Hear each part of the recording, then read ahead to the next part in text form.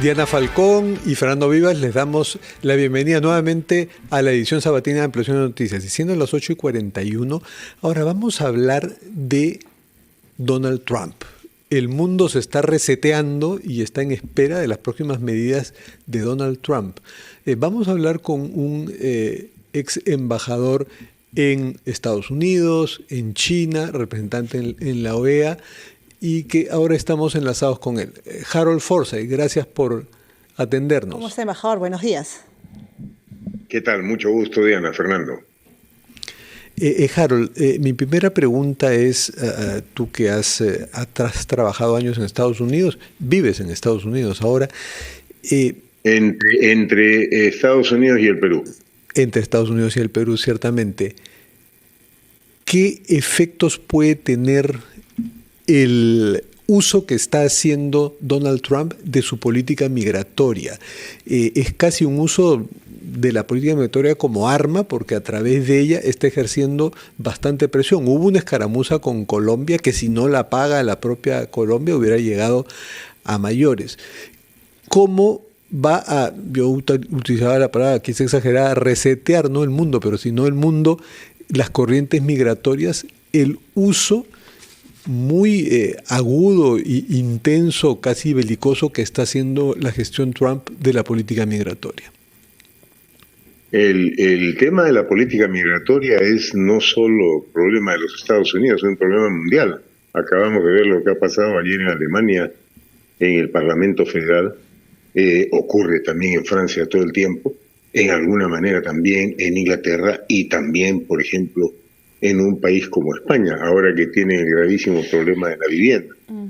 En Estados Unidos efectivamente es un tema serio para concentrarnos al mundo nuestro que nos compete, que es el mundo de los latinos.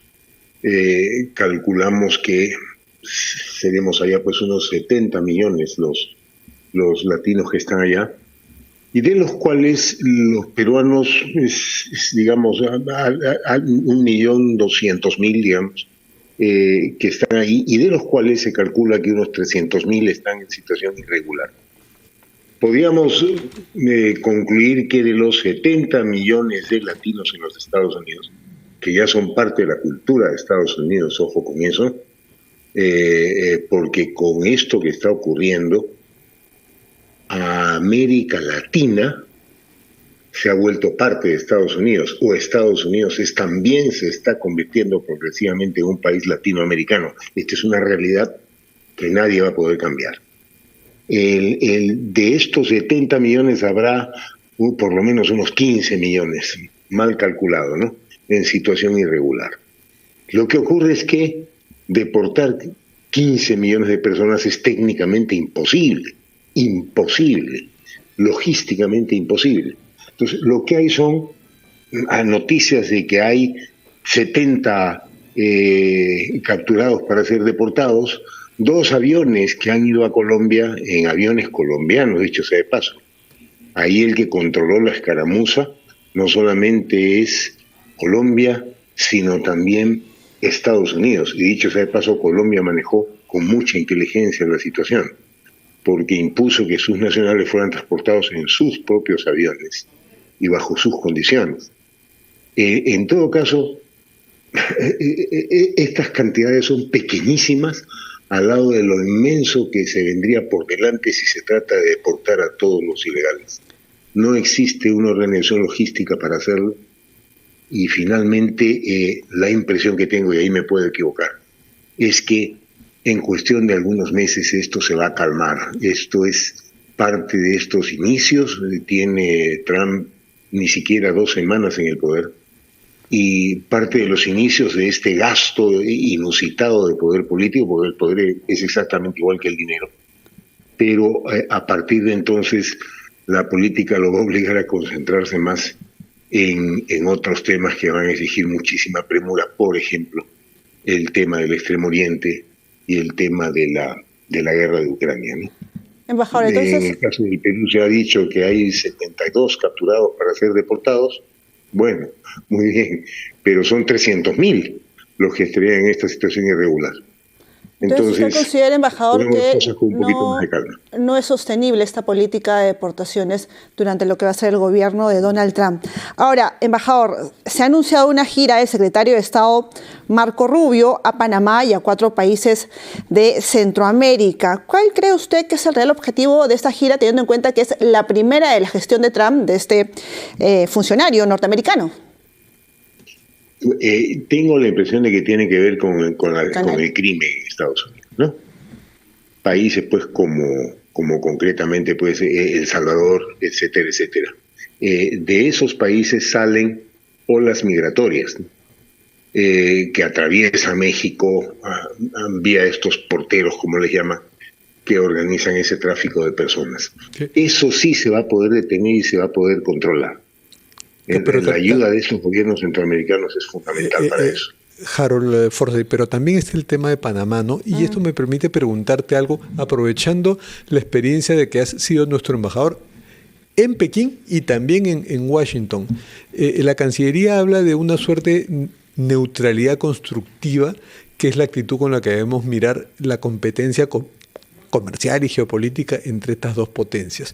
De hecho, el endurecimiento de la política migratoria y las amenazas de usar aranceles que harían peligrar el Tratado de Libre Comercio con Estados Unidos nos obliga a reaccionar de una forma tratando de abrir los brazos más hacia China, ¿o no?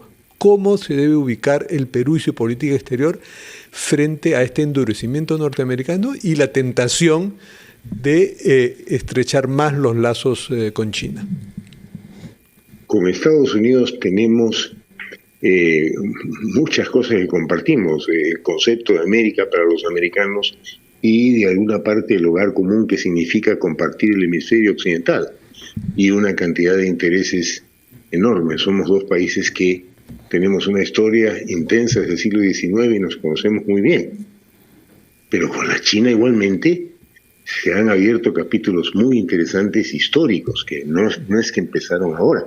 El Perú tiene relaciones diplomáticas la primera vez con la China en la dinastía Qing.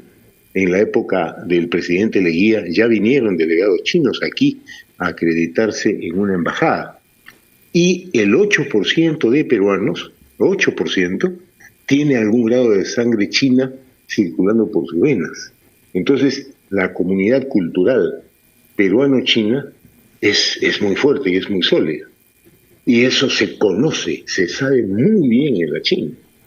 Y en el momento en que Chile sale agresivamente al mundo a invertir, evidentemente las inversiones son atrayentes para cualquiera.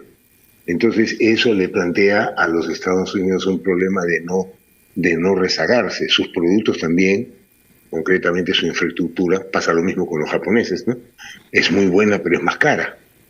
Entonces es un tema que los Estados Unidos tendrán que definir, pero cualquier país tiene el derecho soberano de escoger con quién invierte y con quién negocia.